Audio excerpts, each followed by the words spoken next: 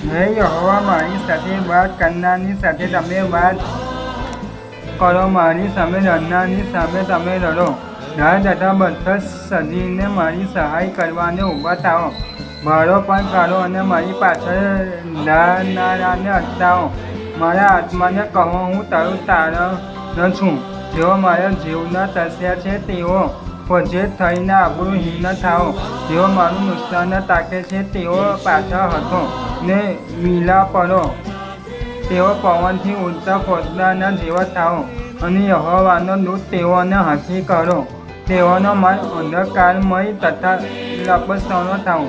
મને યહોવાના દૂત તેઓની પાછળ પડો, કેમ કે તેઓએ વગર કારણે મારે માટે ખાડામાં પોતાનો ફાંદો સંતાડી રાખ્યો છે. વિના કારણે તેઓએ મારા જીવને માટે ખાડો ખોદ્યો છે. તેના પર ઓચિંતો સંહાર આવી પડ્યો અને તેના સંતાડેલા ફાંદામાં તે પોતે સપડાઈ જાઓ.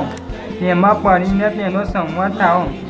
મારો આત્મા યહોવામાં ઉત્સાહ કરશે, તે તેમના તારણમાં હર્ષ પામશે. મારા સર્વ હાડકાં કહેશે, હે યહોવા, તમારા સરખો કોણ છે? તે દીનને તેના કરતાં વધારે બળવાનથી બચાવે છે અને દીન તથા કંગાળ લૂંટનારાથી છોડાવે છે. જૂઠા સાક્ષીઓ ઊભા થાય છે. હું જાણતો નથી તે બાબતો વિશે તેઓ મને પૂછે છે. તેઓ ભરાને બદલે મને ભૂંડું પાછું વાળે છે, જેથી હું અનાથ થઈ જાઉં છું.